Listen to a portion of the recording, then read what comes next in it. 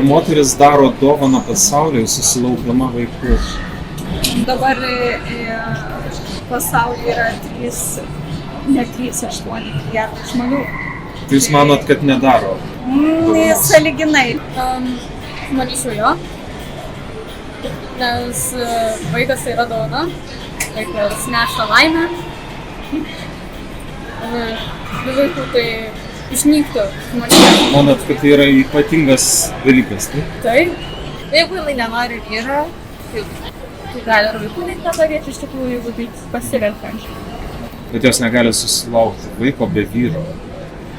Yra tam tikrų būdų ir be vyro. Galima. Kokie?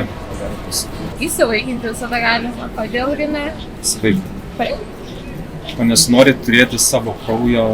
Na, čia labiau priklauso nuo moters, ar jinai nori, ar jinai renkasi. Čia jos galimybė yra pasirinkti, ko jinai nori ir ko nenori. Tai manote, kad moters susilaukimas vaiko nėra ypatingas dalykas? Aš šito nemanau, nors, kaip čia pasakius, gal kai kurioms ir būtų ypatinga, bet jeigu jos tikrai šito nori. Tik kai kurioms. Tikrai šiais laikais ne visi nori vaikų turėti, tai kai kurios nori, kai kurios ne. Gal galite pasakyti, kodėl? Kodėl nenori turėti vaikų moteris? Manau, kad labiau nori orientuotis į karjerą, nori viską savo turėti, būti švietamas, arba tiesiog turėti karjerą. O negeriau būtų susirasti turtingą vyrą ir tiesiog būti mama? Nu, tai labiau primena serialą ir filmą, kai būna Telemundo prezidentą. Na, jeigu jūs norite tokį gyvenimą, tai prašau.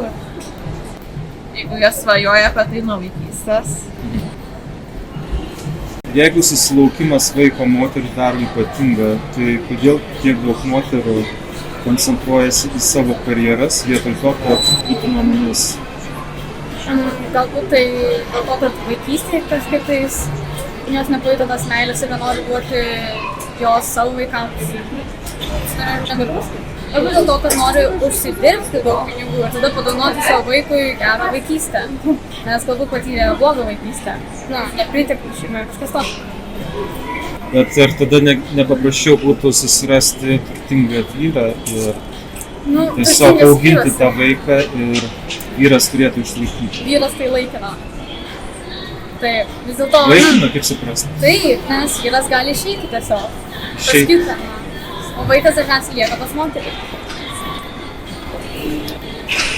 Ar pasaulį daro dovaną? Aš manau, kad taip, kažkokia prasme tai yra dovana. Ta dovana pirmiausia gal savo. Šeimai, tai savo vyrui tai yra dovana, tai yra statutas, tai yra Dievo dovana, tai taip tai yra dovana. Tai jeigu susilaukimas vaiko nuostabimas, kodėl tiek daug moterų koncentruojasi į savo karjeras vietoj to, kad būtų mamomis? Aš nežinau, gal tai kada labai gerai sekasi ta karjera, gal iš tikrųjų labai sunku apsispręsti, kuo labiau norisi dar didesnės karjeros ir mums dar vaikų.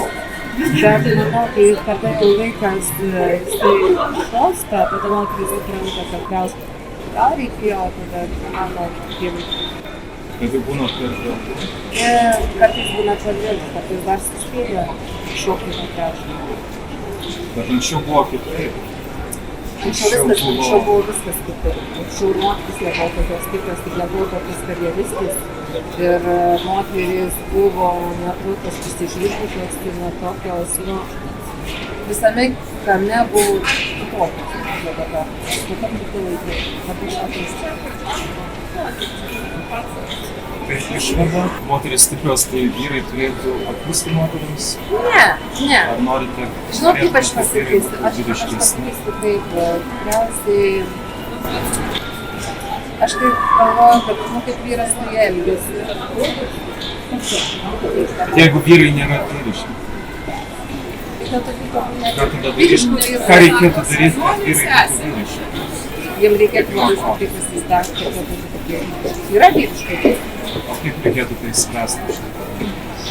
Tikriausiai, nežinau, tikriausiai pradėti reikėtų nuo savęs. Irgi. Ir šiaip moteris tam pasitikras pradeda nuo savęs, tai gerai.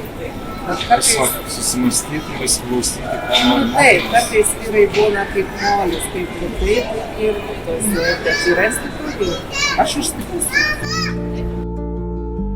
Such